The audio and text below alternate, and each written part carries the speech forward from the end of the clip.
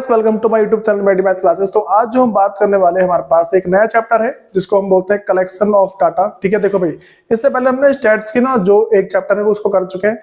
जिसने वो वाली वीडियो नहीं देखी पहले उसको देख लेना, क्योंकि कुछ कुछ पॉइंट तुम्हारे उससे रिलेटेड होंगे, बहुत ही कम पॉइंट। ठीक है, लेकिन फिर भी मैं ट्राई करूंगा कि साथ साथ में समझ में आए इस बारे में। सुनो भाई, हमारे पास ना ये जो चैप्टर है कलेक्शन ऑफ डाटा, पहले हमें पता होना चाहिए भाई कलेक्शन ऑफ डाटा का मतलब क्या होता है। लेकिन कलेक्शन ऑफ डाटा को हमें समझ पहले हमें पता होना चाहिए डाटा क्या होता है। डाटा का सिंपल मतलब है कोई सी भी information.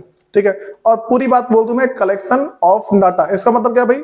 Collection of data means collecting any information about any respective thing and activity. भाई किसी भी चीज के बारे में या किसी भी एक्टिविटी के बारे में इंफॉर्मेशन को कलेक्ट करने को बोलते हैं हम कलेक्शन ऑफ डाटा। अब सुनो भाई, मेरे पास जो है primary and secondary source of collection of data. मेरे पास डाटा को कलेक्ट करने के दो तरीके हैं। ठीक, जो डाटा है उसको कलेक्ट करने के हमारे पास दो तरीके हैं। पहले को हम बोलते हैं प्राइमरी सोर्स, दूसरे बोलते हैं सेकेंडरी सोर्स।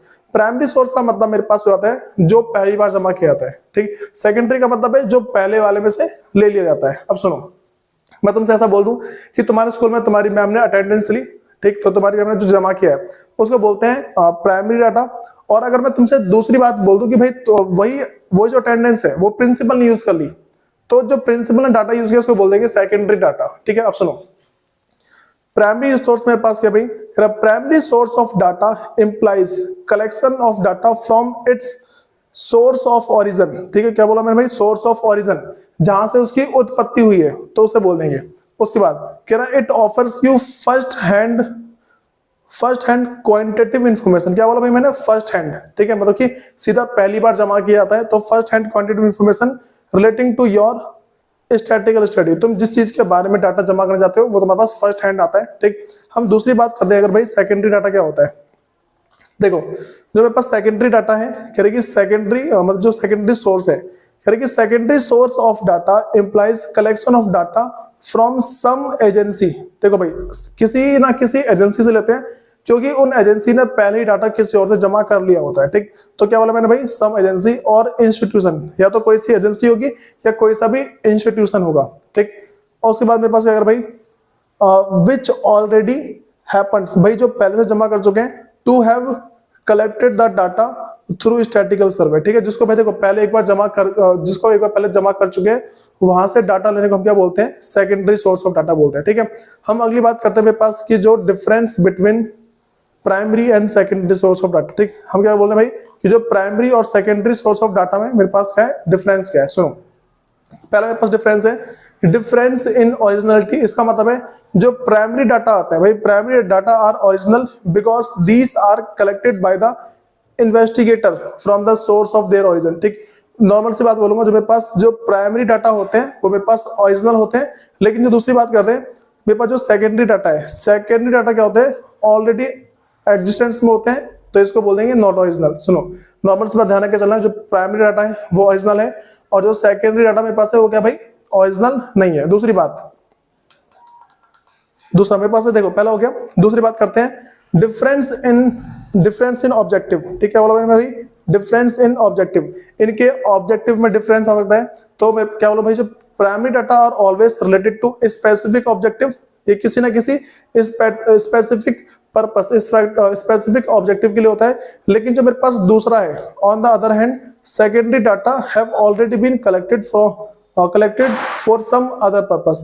भाई ये किसी, देखो जो सेकेंडरी डाटा होते हैं ना, वो स्पेसिफिक पर्पस के लिए कलेक्टेड नहीं होते। तुम इसमें सिंपल सकते हो कि डिफरेंस इन ऑब्जेक्टिव दो बोल देंगे कि मेरे पास क्या है कि primary data are collected for some specific purpose but secondary data are not collected for some specific purpose. ठीक है, थर्ड मेरे पास है difference in cost of collection. भाई नॉर्मल सी बात बोलेंगे, जो मेरे पास प्राइमरी डाटा है, जो प्राइमरी सोर्स है, it is very expensive and the secondary source is not expensive. ठीक है भाई, मेरे पास नेक्स्ट जो है हम बात करते हैं modes of collection of data. ठीक है, मोड्स के बारे में बात करने वाले भाई, कौन कौन से तरीके हैं, मैं बोल सकते मेथड। ठीक है, क्या बोला मैंने? मेरे पास मेथड है। कौन कौन से मेथड है? पहले मेरे पास है पर्सनल इंटरव्यू मेथड। तो भाई पहले मेरे पास क्या है, पर्सनली जाके इंटरव्यू लेते हैं, उसमें पास है डायरेक्ट पर्सनल इन्वेस्टिगेशन, दूसरा है इनडायरेक्ट ओरल इन्वेस्टिगेशन। ठीक, ये है मेरे पास। फिर अगले की बात करते हैं भाई, इसमें जो तीसरा आता है मेरे पास है इन्फॉर्मेशन, मतलब जो नॉर्मली इन्फॉर्मेशन लेते हैं वो। सुनो, अगला मेरे पास है information through questionnaire and schedule. हम क्या है भाई, एक क्वेश्चन पेपर बनाते हैं और मतलब कि क्वेश्चन पेपर और जिसका शेड्यूल तैयार करते हैं, हम उसमें जाके लेते हैं। तो इसके दो तरीके, मेलिंग सर्वे, अगला मेरे पास है इन्यूमरेटर, ठीक, इसकी हेल्प से लेते हैं। और सी मेरे पास है टेलीफोनिकली, तीसरा मेरे पास कॉल करते हैं, उससे पता लगाता है। देखो सबको थोड़ा डिटेल में समझते हैं। मेरे पास जो पहला है पर्सनल इंटरव्यू, जो पर्सनल इंटरव्यू की अगर मैं बात कर दूं तो उसमें पहला मेरे पास है डायरेक्ट पर्सनल इन्वेस्टिगेशन। तो देखो उसमें मेरे पास क्या है कि direct personal investigation is the method by which data are personally collected by the investigator from the respondent. इसमें क्या होता है, देखो जो मेरे पास डायरेक्ट है, पर्सनली जाके मिलते हैं कि भाई और क्या है इन्वेस्टिगेशन, सुनो डायरेक्टली जाके जब रिस्पोंडेंट से, किससे भाई, जब डायरेक्टली जाके रिस्पोंडेंट से जाके डाटा कलेक्ट करते हैं उसको बोलते हैं डायरेक्ट पर्सनल इन्वेस्टिगेशन। इसकी सुटेबिलिटी, भाई सुटेबिलिटी का मतलब है ये तरीका कहाँ कहाँ पे काम आ जाता है। सबसे पहला, the field of investigation is limited, भाई जब छोटा सा हो तो मतलब छोटे से एरिया में जो तुम्हें डाटा जमा करना ना तो जाके कर सकते हैं। तो दूसरा, ग्रेट डिग्री ऑफ ओरिजिनलिटी, अगर तुम्हें बहुत ही ओरिजिनल डाटा चाहिए तो। तीसरा, इंफॉर्मेशन इज कीप्ट सीक्रेट, अगर तुम्हें सारी जानकारी सीक्रेट रखनी है तो। चौथा मेरे पास है accuracy of data is of great significance, भाई तुम्हें क्या बहुत ही ज्यादा एक्यूरेट डाटा चाहिए, ठीक है, तुम्हें क्या बहुत ज्यादा एक्यूरेट डाटा चाहिए तो तुम्हें वहां पे यूज करना होता है इसको। अगला, when direct contact with the respondent is required, ठीक, जब जो रिस्पोंडेंट है मतलब कि जिसका हम इंटरव्यू लेंगे, जिसके बारे में हमें इंफॉर्मेशन जमा करनी है, अगर हमें उससे क्या है कि डायरेक्टली कांटेक्ट करना होता है तो मेरे पास ये वाला तरीका वहां पे एप्लीकेबल होता है, ठीक है। तो भाई अब इसके ना मेरिट्स की बात कर लेते हैं, मतलब कि मेरिट्स को बोल सकते हैं, इसके फायदे क्या क्या होते हैं। सबसे पहले मेरे पास भाई ये ओरिजिनल होता है, इसमें एक्यूरेसी होती है, रिलायबल मतलब कि इसमें भरोसा किया जा सकता है। चौथा मेरे पास है भाई थोड़ी स्पेलिंग मिस्टेक है, ठीक है, रिलेटेड इन्फॉर्मेशन, ठीक, मेरे पास क्या है जो रिलेटेड इन्फॉर्मेशन है वो आराम से समझ आती है। देखो क्या लिखा है इसमें, when in direct contact with the respondent, जब रिस्पोंडेंट से हमारा डायरेक्ट कांटेक्ट होता है, the investigator may obtain other related information as well, ठीक है, अगर उसको कोई और सी जानकारी चाहिए तो वो भी हम आसानी से निकलवा सकते हैं। नेक्स्ट व्यवसाय यूनिफॉर्मिटी, भाई यूनिफॉर्म होता है डाटा, हमें पता होता है डाटा किस तरीके से, डाटा का रूप क्या क्या है, ठीक, क्योंकि देखो कि there is a fair degree of uniformity in the data. देखो यूनिफॉर्मिटी का मतलब है डाटा तुम्हारे सारे एक जैसे होते हैं, सबको पता होता है क्या कलेक्ट करना है, जितने भी जने जाके जमा करते हैं उनको पता होता है क्या कलेक्ट करना है। देखो यहाँ पे कह रहे कि हाँ भाई इन the data collected by the investigator himself, देखो एक अकेला जना ना पूरे जाके सब जगह जाके डाटा जमा करता है, तो जब वो सब जगह जाके डाटा जमा करता है उस टाइम बात क्या निकल के आती है भाई कि उसके जो डाटा है बहुत ही यूनिफॉर्म होते हैं, एक जैसे होते हैं। अगले पास है इलास्टिक है, इलास्टिक का मतलब है it can be change easily, हम इसको आसानी से चेंज कर सकते हैं, ठीक। अब इसके कुछ कुछ डिमेरिट्स की बात करते हैं। डिमेरिट्स का मतलब होता है कुछ कुछ कमियां, ठीक है, इसके अंदर कमियां क्या क्या है। पहला मेरे पास है भाई difficult to cover wide area, ठीक, बहुत बड़ा एरिया है उसको कवर करना मुश्किल हो जाता है क्योंकि सिर्फ एक जना सिर्फ डाटा कलेक्ट कर रहा है। भाई अगर सिर्फ एक जना जाके डाटा कलेक्ट करेगा तो बहुत ही बड़े एरिया को कवर कर पाना पॉसिबल ही नहीं है। दूसरा मेरे पास है पर्सनल बेस, भाई इसमें ना बहुत ही मतलब कि जिसने जमा किया ना सिर्फ डाटा उसी को पता होगा, तुम्हें इस वर्ड का ध्यान रखे चलना। पर्सनल बेस का मतलब है, देखो कह रहे this method is highly prone to personal bias of the investigator, भाई जो इन्वेस्टिगेटर है उसने उस डाटा को अपने हिसाब से लिखा है, जो इन्वेस्टिगेटर है उसने उस डाटा को अपने हिसाब से लिखा है तो उसको समझना थोड़ा सा डिफिकल्ट हो जाएगा। कह रहे कि as a result the data may lose their credibility, मतलब कि देखो जिस तरीके से डाटा होना चाहिए ना उस तरीके का डाटा मिलता नहीं क्योंकि वो अपने हिसाब से लिखेगा। अगर कोई एक जना जाके डाटा लिखेगा सिर्फ उसको पता ना क्या क्या लिखना है उसको, ठीक है। मान लो कि तुम्हारे स्कूल की मैम है, तुम्हारे स्कूल की मैम अगर तुम्हारी जो प्रैक्टिकल सीट वगैरह होती है जो भी उसमें तुम्हारे जो मार्क्स जो लिखती है, ठीक है, उसमें कोई ना कोई कोड लिख देती है, जैसे मान लो कि ए लिख दिया, ठीक है, बी प्लस लिख दिया, ए माइनस लिख दिया, तो इसका मतलब क्या हो जाता है भाई तो मैम को पता होगा, जो तुम्हारी मैम उसे पता होगा ना सिर्फ। अब सुनो अगले पास है कॉस्टली, भाई बहुत पैसे खर्च होंगे, अगर एक जना जगह जगह जाके डाटा जमा करेगा उसका खर्चा तो बढ़ेगा। अगला पास है लिमिटेड कवरेज, भाई सिर्फ छोटे से एरिया में एप्लीकेबल है और सब जगह से हम यूज नहीं कर सकते। जैसे मान लो कि मुझे पूरा इंडिया करना है, पूरे इंडिया का अगर मेरे को डाटा जमा करना है तो भाई उस टाइम पॉसिबल नहीं है। नेक्स्ट मेरे पास है इनडायरेक्ट ओरल इन्वेस्टिगेशन, देखो भाई इनडायरेक्ट है पहले बात तो उससे मिलेंगे नहीं, ठीक। दूसरा ओरल बात करेंगे और इन्वेस्टिगेशन तो वही होगा। तो कह रहे कि indirect oral investigation is the method by which information is obtain not from the person regarding whom the information is needed. ठीक है, देखो हम उस पर्सन से डाटा नहीं लेते जहां से हमें चाहिए। ये कह रहे कि it is collected orally from other person, भाई किसी और से जमा कर लिया जाता है। Who are expected who are expected to process the necessary information. देखो जैसे मान के चलो कि किसी को कोरोना है, हम सीधे उससे पूछने नहीं जाएंगे, अड़ोस पड़ोस वाले से पूछेंगे भाई किस किस को कोरोना है, ठीक, जिसको उसके बारे में पता होगा। अब सुनो, सुटेबिलिटी कहाँ पे लागू है? The field of investigation is relatively large, भाई जब बहुत ही लार्ज एरिया होगा ना तो। दूसरा, it is not possible to have direct contact, भाई जब ना डायरेक्ट कॉन्टेक्ट करना पॉसिबल नहीं होता तो। तीसरा मेरे पास है the concern respondent are not capable of giving information, भाई जिससे हमें इन्फॉर्मेशन लेनी है अगर वो इन्फॉर्मेशन देने के लायक नहीं है, इन्फॉर्मेशन देने की कंडीशन में नहीं है, भाई उस टाइम जाके इसका यूज किया जाता है। ठीक है, चौथा मेरे पास है इन्वेस्टिगेशन इज सो कॉम्प्लेक्स। देखो भाई जब मेरे पास ना इन्वेस्टिगेशन बहुत ज्यादा डिफिकल्ट होता है, कॉम्प्लेक्स होता है, उस टाइम जाके हम हर एक इंसान से जाके डाटा कलेक्ट नहीं कर सकते हैं। नॉर्मली बोले तो भाई इस केस में हमारे पास होता ऐसा है कि जो डाटा वगैरह होते हैं वो सीधा हम उससे नहीं ले सकते, तो किसी और बंदे से पूछेंगे, जो कोई दूसरा पर्सन है जो उसके जान पहचान वाला है, हम उससे जाके पूछेंगे। ठीक है, सुनो इसके मेरिट्स की बात करते हैं भाई, इसमें अच्छा ही है क्या क्या इस डाटा के अंदर। सबसे पहले मेरे पास है भाई वाइड कवरेज, बहुत ही लंबा एरिया कवर करता है। लेस एक्सपेंसिव, बहुत ही कम पैसे खर्च होते हैं। एक्सपर्ट ओपिनियन, भाई इसमें क्या एक्सपर्ट ओपिनियन की जरूरत पड़ती है, मतलब जो इसमें ना जो एक्सपर्ट है उससे ओपिनियन लेना पड़ता है। ठीक, अगला मेरे पास है फ्री फ्रॉम बेस, भाई किसी का पर्सनल बेस की जरूरत नहीं पड़ती, हमें पता है डाटा किसने जमा किया है। ठीक है, अब भाई लास्ट मेरे पास है बहुत ही सिंपल तरीका है, तो इसके डिमेरिट्स की बात करते हैं। इसमें कमियां क्या क्या है? लेस एक्यूरेट, भाई एकदम डाटा तुम्हें एग्जैक्ट नहीं मिलेगा, तुम किसी के बारे में किसी और से पूछोगे वो पूरा सही कैसे बता देगा। ठीक है, तो मेरे पास डाटा क्या है, लेस एक्यूरेट होते हैं। दूसरा बेस्ड है, मतलब कि ये ना भाई इस बात की पॉसिबिलिटी करेगी there is the possibility of personal bias, मतलब कि ना जिसने जमा किया वो अपने हिसाब से डाटा लिखेगा। ठीक, क्या of the witness giving information, वो क्या देखो विटनेस ना जो भी इन्फॉर्मेशन दे उसको लिखता अपने हिसाब से जो उसको समझ में आएगा। अगला मेरे पास है डाउटफुल कंक्लूजन, भाई देखो इस डाटा के बेस पे जो भी कंक्लूजन निकलता है वो डाउटफुल होता है।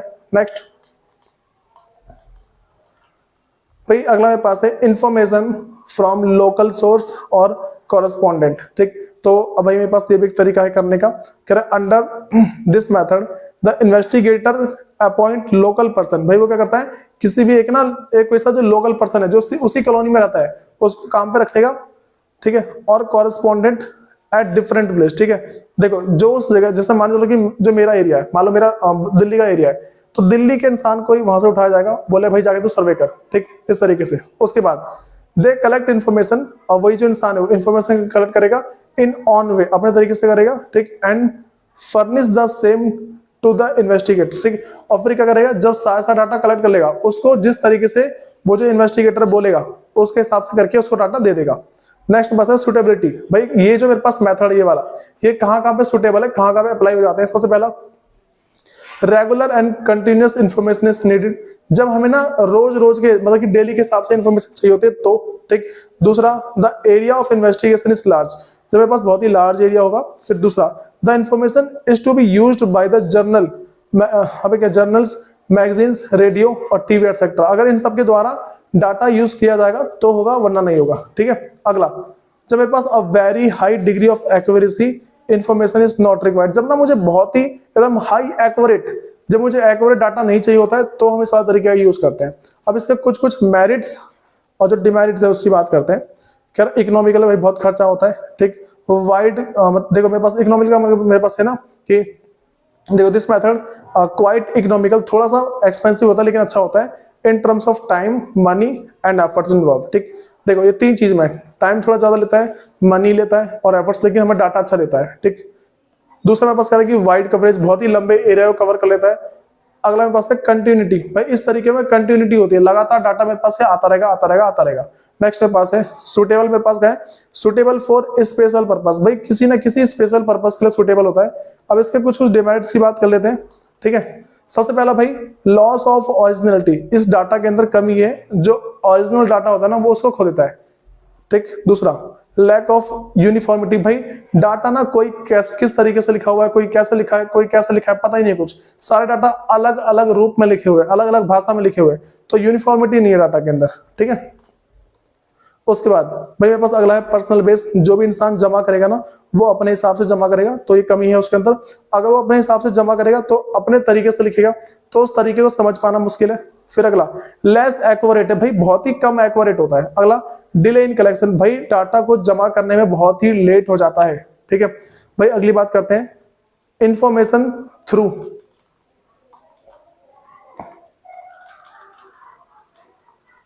हाँ भाई मेरे पास है इंफॉर्मेशन थ्रू क्वेश्चनियर। हम क्या क्वेश्चन की हेल्प से इंफॉर्मेशन लेंगे। एंड शेड्यूल, देखो जो मेरे पास क्वेश्चनियर है, दूसरे मेरे पास का शेड्यूल, इनकी हेल्प से अब हम क्या है भाई डाटा जमा करेंगे। सबसे पहले मेरे पास है अंडर दिस मेथड, हाँ करेंगे under this method of investigation.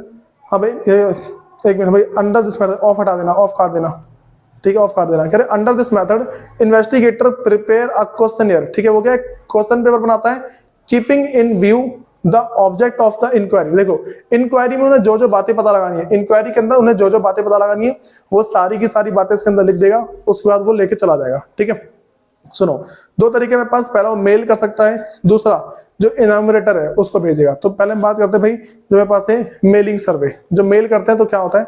सबसे पहले चीज under this method questionnaire are mail to the respondent. देखो तुमने कभी का चेक किया हो, जो तुम्हारे मेल आईडी होते हैं उसमें बहुत सारे क्या कि मेल आ रखे होते हैं, तुमने कभी चेक करना, उसमें इतनी सारी बातें होती हैं तुम सोच में पड़ जाओ भाई सारा लिखा हुआ क्यों है। ठीक, तो कह रही a letter is attach with the questionnaire giving the purpose of inquiry. ठीक, ये जो देखो उसमें ना लिखा होता है कि हम तुमसे इंक्वायरी क्यों करें। तुम कभी ना मेल आईडी चेक करेगा, तुम्हें बहुत सारे फॉर्म मिल जाएंगे, बजाज के मतलब कि बजाज मिल जाएगा, ICICI बहुत सारे बैंक के मिल जाएंगे। ठीक, अगला मेरे पास है सुटेबिलिटी।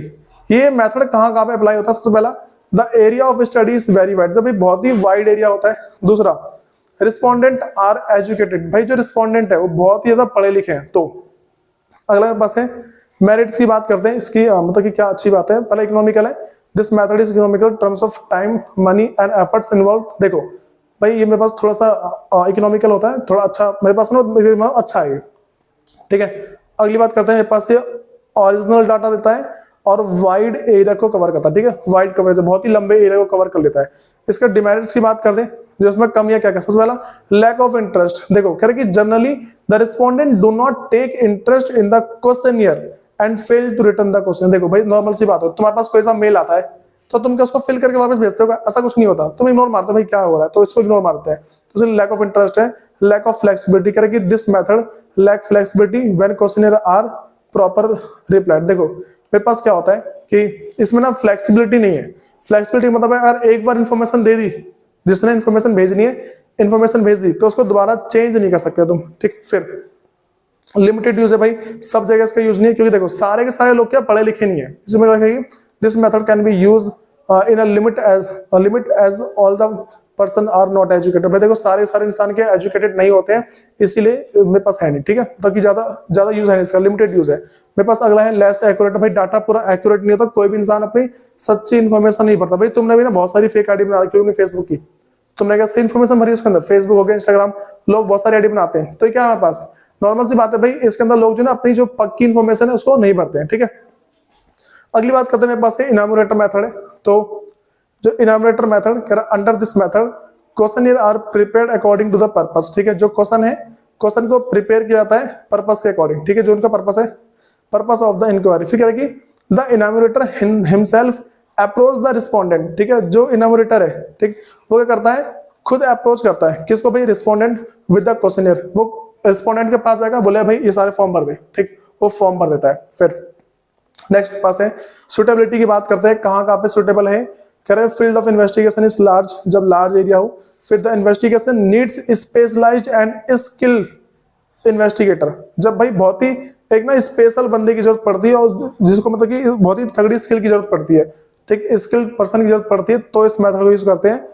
अगला मेरे पास है investigator are well versed in the local language. भाई वो क्या बहुत ही एकदम एक्सपर्ट होना चाहिए वहां की लोकल लैंग्वेज में, and culture norms of the respondent. ठीक है, जहां पे वो डाटा जमा करने जाएगा ना वो वहां का पूरा एकदम घुला मिला इंसान होना चाहिए।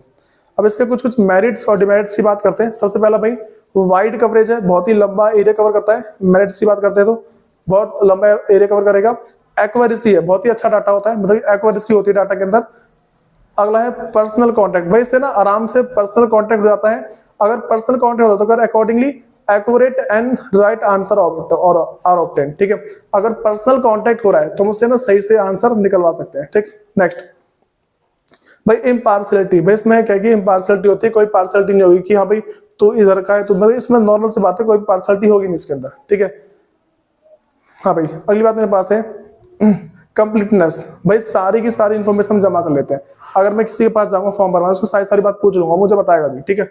नॉर्मल सी बातें होती हैं। अब उसके कुछ डिमांड्स की बात करते हैं, तो मेरे पास भाई पहला एक्सपेंसिव है, फिर अवेलेबिलिटी ऑफ इनोमिनेटर, भाई कह रहे कि कॉम्पिटेंट इनोमिनेटर में नॉट बी अवेलेबल, भाई ध्यान रखे चलना तुम्हें जिस तरीके का इनोमिनेटर चाहिए तो वो तुम्हें मिल नहीं पाएगा, नॉर्मल सी बात है। तो जो मेरे पास ना इनोमिनेटर मिलता नहीं जल्दी। दूसरा टाइम कंज्यूमिंग है, बहुत सारा टाइम लगता है इसके अंदर, बहुत सारा टाइम। अगर बहुत सारा टाइम लगे तो भाई बहुत सारे पैसे भी लगते हैं। अगला मेरे पास है not suitable for private investigation, भाई इसको प्राइवेट इन्वेस्टिगेशन के लिए यूज नहीं कर सकते हैं। अगला मेरे पास है पार्शियल है, ठीक है, मतलब कि ये ना जो इनोमिनेटर है उसके बेस्ड पे डिपेंड करता है, वो अपने हिसाब से डाटा लिखेगा, यानी कि जो बोलेगा वो लिखेगा, अपने हिसाब से डाटा लिखता है वो। नेक्स्ट भाई अगले मेरे पास है क्वालिटीज ऑफ गुड क्वेश्चंस, भाई नॉर्मल सी बात है, पहला लिमिटेड नंबर ऑफ क्वेश्चन हो चाहिए, यानी कि तुम बहुत सारा पहाड़ पढ़ दो। तुम किसी के पास 200 क्वेश्चन ले जाके पूछो, तुम किसी के पास जाओ बोलो कि मेरे को तुमसे 200 क्वेश्चन पूछने, खड़े हो जाओ, ठीक, वो बोलेगा निकल यहाँ से, ऐसे तो बोलेगा वो, ठीक। अगर तुम किसी के पास पहुंच जाओ कि भाई देख तू इधर आ, मेरे को तेरे से 200 क्वेश्चन पूछने, तू यहाँ पे खड़ा रहा है, मैं तेरे से पूछता हूँ, तू बता दे रही हो, तो ऐसा कोई करेगा ही नहीं, बोले निकल यहाँ से, वो भगाएगा तुम्हें तुरंत, ठीक है। तो मेरे पास क्या है, नंबर ऑफ क्वेश्चन शॉर्ट होने चाहिए, सिंपलिसिटी, भाई क्वेश्चन बहुत सिंपल होने चाहिए, प्रॉपर ऑर्डर ऑफ क्वेश्चन, भाई क्वेश्चन लाइन से पूछे जाने चाहिए। क्वेश्चन लाइन से पूछने का मतलब क्या है, जैसे मान के चलो पहला क्वेश्चन पूछा नाम क्या है तुम्हारा, ठीक है भाई नाम बता दिया। दूसरा ठीक है पूछेंगे भाई तुम्हारे पास की शादी हो गई, ठीक है, जो तुम्हारे पास मैरिज की बात चल रही है, वो बोलेगा नहीं हुई। तीसरा भाई पूछ रहे बच्चे हैं, वो बोलेगा कैसी बात कर रहा है तू, शादी नहीं, बच्चे कहां से हो जाएंगे, ठीक। तो ये चीज नहीं होना चाहिए भाई, नॉर्मल सी बात हमारे पास क्या है कि जब भी क्वेश्चन पूछा जाए उसका एक ना प्रॉपर ऑर्डर होना चाहिए ऑफ द क्वेश्चन। तीसरा मेरे पास है नो अनडिजायरेबल क्वेश्चन, भाई कोई सा भी पर्सनल क्वेश्चन नहीं पूछने उससे। दूसरा भाई नॉन कॉन्ट्रोवर्शियल, भाई ऐसा कोई सा क्वेश्चन हो जिसके वो कंट्रोवर्सी चालू कर दे, बोल तू ऐसा कैसे बोल रहा, तू ऐसा कैसे बोल रहा है, ठीक। जिससे मान के चलो तुम ऐसा बोल दो कि तू हिंदू है, मुस्लिम है, फिर सिख है, ईसाई कौन सा है, ठीक। वो बोलेगा जैसे मान लो कि उसने पूछ दिया तू मुसलमान तो नहीं है ना, तो बोले कि मुसलमान हो, उससे क्या हो गया। तो भाई नॉर्मल सी बात है, कोई से भी कंट्रोवर्सी चालू ना हो जाए। अगला पास है कैलकुलेशन होनी चाहिए अच्छे से कि भाई क्या पूछ रहे क्या नहीं पूछ रहे। फिर प्री टेस्टिंग पायलट सर्वे, देखो भाई प्री टेस्टिंग पायलट सर्वे का मतलब क्या है, तुम्हें ना पहले अपने किसी जानकार बंदे से पूछ लेना चाहिए। जैसे मान लो तुमने क्वेश्चन पेपर बना लिया, किसी बंदे को बुलाओ, उससे पूछो कि भाई बता ये क्या है, ये क्या है, ये क्या है, सारी बातें पूछ लो उससे। उसके बाद जाके सर्वे कर दो। क्या लिखा इसमें, कह रही कि सम क्वेश्चन में asked from the respondent on trial basis, ठीक है, मैंने बोला ट्रायल बेसिस पे। कह रहा if their answer involve some difficulty this can be reframed, अगर ना उसको कोई डिफिकल्टी होती है तो उस क्वेश्चन को रिफ्रेम किया जाएगा, दोबारा से बनाया जाएगा अकॉर्डिंगली, मतलब कि जिस तरीके से। कह रहा such testing is technically called as pilot survey, ठीक है, उसको पायलट सर्वे बोलते हैं। तो ये तुम्हारे पास 1 मार्क्स का MCQ क्वेश्चन बन सकता है आराम से, ठीक है। तो मैं शायद दिख रहा होगा, ऊपर का दिख रहा, देख लेना शायद मैं तुम्हें इतना में दिखूंगा, हाँ इतना में दिख रहा हूँ शायद, ठीक है। उसके बाद भाई अगली हम बात करते हैं इंस्ट्रक्शन, भाई इसमें ना क्वेश्चन को कैसे कैसे भरना है, तुम्हारी सारी इंस्ट्रक्शन होनी चाहिए। अगले पास है क्रॉस वेरिफिकेशन, तुम्हें एक बार ना सारे के सारे क्वेश्चन को क्रॉस कर लेना चाहिए, मतलब क्रॉस वेरिफिकेशन करना चाहिए कि तुम्हारा क्वेश्चन सही भी है नहीं है। लास्ट में तुम्हें एक रिक्वेस्ट करनी है कि भाई रिक्वेस्ट फॉर रिटर्न, कि क्वेश्चन तो रिटर्न कर दियो। हम अगली बात करते हैं भाई टाइप ऑफ क्वेश्चन, ठीक, इसका कुछ एग्जाम्पल है। तो पहले मेरे पास है सिंपल अल्टरनेटिव क्वेश्चन, मतलब कि ना भाई इसमें तुम ना नॉर्मल MCQ यस नो ऐसे क्वेश्चन होने चाहिए। ये नहीं कि तुम उससे कहानी लिखवा रहे हो, बेटा तू कहानी बोल पहले, ऐसा नहीं होना चाहिए। क्वेश्चन तुम्हारे पास ऐसा हो कि तुम टिक लगाते रहो, हाँ भाई ना भाई, हाँ भाई ना भाई, इस तरीके से। तुम्हारे पास लगे मल्टीपल चॉइस क्वेश्चन, तुमने 4 ऑप्शन दे दिए, 1 2 3 4, ठीक, चारों में से जो आंसर उसका हो टिक लगा दिया, ऐसा होना चाहिए। तीसरा स्पेसिफिक इन्फॉर्मेशन क्वेश्चन, भाई कुछ स्पेसिफिक इन्फॉर्मेशन वाले क्वेश्चन होने चाहिए। ये नहीं कि हाँ भाई ठीक है तुमने कुछ ही पूछ लिया, उसमें तुमने बहुत सारे ऑप्शन दोगे कि भाई ये है ये है ये है, ऐसा ऑप्शन दे दिए, फिर पूछा पता कौन सा है, तो 1 2 3 4 चार में से कौन सा है, तो ऐसे बता दें। अगला ओपन क्वेश्चन होना चाहिए, भाई ओपन क्वेश्चन मतलब है कि so as to give view of specific issue. देखो ओपन क्वेश्चन का मतलब है कि अगर तुम जिससे क्वेश्चन पूछ रहे हो भाई वो अपने खुद के भी उसको जो दिक्कत है ना वो भी बता पाए आसानी से, ऐसे तुम्हारे क्वेश्चन आने चाहिए, ठीक है। अगला मेरे पास है भाई टेलीफोनिक इंटरव्यू, नॉर्मल सी बात है भाई, इसमें कुछ बताना है नहीं मेरे पास, भाई टेलीफोन से पूछते हैं इसको, ठीक है, और कॉल करके तुम्हारे पास ना बहुत सारी कॉल आती होती है सर्वे की, वही मेरे पास है। अगला मेरे पास है ओरिजिनलिटी, मेरे पास इसके मेरिट्स की बात करते हैं। ओरिजिनल डाटा मिलता है, एक्यूरेसी होती है, रिलायबल, ट्रस्ट कर सकते हैं डाटा के ऊपर, वैसे बहुत सारे झूठ झूठ बोलते हैं भाई। अगला मेरे पास है डिमेरिट्स, इसमें पर्सनल बेस है भाई, जो भी तुमसे कॉल करेगा ना वो अपने हिसाब से क्वेश्चन के आंसर लिखेगा। दूसरी बात है लिमिटेड एक्सेस, भाई हर एक इंसान कॉल नहीं उठाता, तो इसका क्या है लिमिटेड एक्सेस है, सब जगह अप्लाई नहीं होता है। अगली बात करते हैं कलेक्शन ऑफ सेकेंडरी डाटा, मैं तुम्हें प्राइमरी बता दिया। पहले मेरे पास है पब्लिश्ड सोर्स होते हैं भाई, पब्लिश सोर्स का मतलब है जिन्होंने डाटा पहले पब्लिश कर दिया है, मार्केट में डाटा बेच दिया है, फिर उन्होंने मार्केट में डाटा लॉन्च कर दिया है, ठीक। दूसरा मेरे पास है अनपब्लिश्ड डाटा, अनपब्लिश का मतलब है लोगों ने जमा तो कर लिया लेकिन न्यूज़पेपर में दिया नहीं, कहीं पे दिया नहीं, लोगों को पता ही नहीं है कि तुम्हारा डाटा जमा हो चुके हैं, ठीक है। अब सुनो भाई, हम अगर पब्लिश सोर्स की बात करते हैं तो मेरे पास पहला है, तो आपस में क्वेश्चन आ सकते हैं कि कौन कौन से पब्लिश सोर्स हैं। पहले मेरे पास है गवर्नमेंट पब्लिकेशन, नाम क्या है स्टैटिस्टिकल एब्स्ट्रैक्ट ऑफ इंडिया, दूसरा एनुअल सर्वे ऑफ इंडस्ट्री, तीसरा मेरे पास है agriculture statistics of India, report on currency and banking, ठीक है। मेरे पास अगला लेजर गैजेट है, reserve bank of India bulletin, ठीक, ये सारे मेरे पास है। अगला मेरे पास है सेमी गवर्नमेंट, गवर्नमेंट पब्लिकेशन, दूसरा semi government publication, publisher of data relating to education, भाई एजुकेशन से रिलेटिंग कोई सा भी होंगे उसकी बात कर देते हैं। अगले पास है हेल्थ से, बर्थ से, डेथ से, जैसे मान लो तुम्हारा हेल्थ का हो गया हॉस्पिटल वगैरह, बर्थ का भी हॉस्पिटल, डेथ का मान लो जहाँ पे इंसानों को जलाया जाता है या फिर हॉस्पिटल, ये वाली बात है, ठीक है। नेक्स्ट मेरे पास है भाई report of committees and commissions, भाई जो कमिटी और जो कमीशन होते हैं बहुत सारी, वो भी तुम्हें इन्फॉर्मेशन देते हो, ठीक है। अभी हम पब्लिश के बारे में पढ़े, ध्यान नहीं चलना, ये पब्लिश कर चुके होते हैं पहले। अगला मेरे पास है पब्लिकेशन ऑफ ट्रेड एसोसिएशन, भाई some trade association through their statistical and research division, देखो भाई हमारे पास है कुछ ना पब्लिकेशंस होते हैं, क्या होता है पब्लिकेशन ऑफ ट्रेड एसोसिएशन, भाई बहुत सारे क्या है कि पब्लिकेशन होते हैं जो के डाटा तुम्हें प्रोवाइड कर देते हैं आराम से। नेक्स्ट, हाँ भाई अगला मेरे पास है पब्लिकेशन ऑफ रिसर्च इंस्टीट्यूशन, बहुत सारे जो रिसर्च वाले इंस्टीट्यूशन होते हैं वो भी तुम्हें डाटा देते हैं आसानी से। नेक्स्ट मेरे पास है जर्नल एंड पेपर है, ठीक है, मतलब कि जो जर्नल्स वगैरह होते हैं ना जो पेपर में छपते हैं वो सारे। फिर मेरे पास अगला है पब्लिकेशन ऑफ रिसर्च स्कॉलर, भाई बहुत सारे स्कूल होते हैं जो सर्वे करते हैं वो तुम्हें डाटा दे देंगे। अगला तुम्हारे पास है इंटरनेशनल पब्लिकेशन, ठीक है, बहुत सारे इंटरनेशनल पब्लिकेशन है, मतलब कि दूसरे देशों से आते हैं वो तुम्हें डाटा दे देंगे। भाई अगली बात करते हैं precautions in the use of secondary data, जब तुम्हें सेकेंडरी डाटा का यूज करना है तो तुम्हें किन किन बातों का ध्यान रख के चलना है, तुम्हारे इसका क्वेश्चन बन सकते हैं भाई, ध्यान रख के चलना। और तुम इसमें कंफ्यूज हो जाओगे क्योंकि क्वेश्चन लिखाएगा कि what will you B consider in your mind while using secondary data, जो मैंने भी लाइन बोली है उसको थोड़ा वीडियो पीछे करो, दोबारा देख के लिख लो।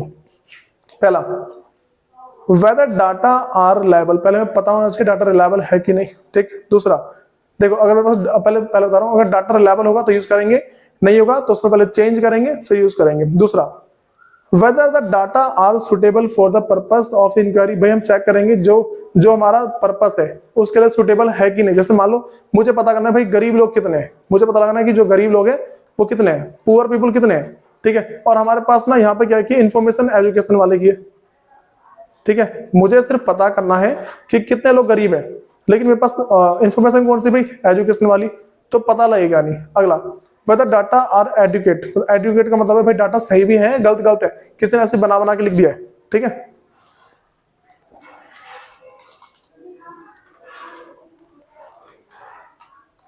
देखो भाई नेक्स्ट तो मेरे पास है, हम बात करते हैं census of India and national sample survey office, भाई NSSO बोलते हैं इसको, तो मैं इसकी फुल फॉर्म याद रख के चलनी है, तुम्हारे 1 मार्क्स से एमसीक्यू आता है। क्या मेरे पास भाई The Census of India provides the most complete and continuous demographic record of population, भाई ये जो NSSO है, भाई देखो जो तुम्हें पता लगता है कि हाँ हमारे देश की जनसंख्या 145 करोड़ पहुंच चुकी है, ये तुम्हें कहां से पता लगता है, तुम्हें NSSO बताता है, ठीक है। दूसरा The NSSO was established by the government, भाई इसमें गवर्नमेंट ने इसको एस्टेब्लिश किया of India to conduct national wide survey on social economical issue, भाई कोई सा भी मतलब कि सोशियो इकोनॉमिकल इशू, मतलब कि सोशल मतलब कि समाज से रिलेटेड हो या फिर पैसों से रिलेटेड हो, उसके बारे में इंफॉर्मेशन जमा करने के लिए इसको सरकार ने बनाया है। लाइक एम्प्लॉयमेंट, लिटरेसी, उसका तो maternity, child care, utilisation of public distribution system etcetera, भाई इन सब के लिए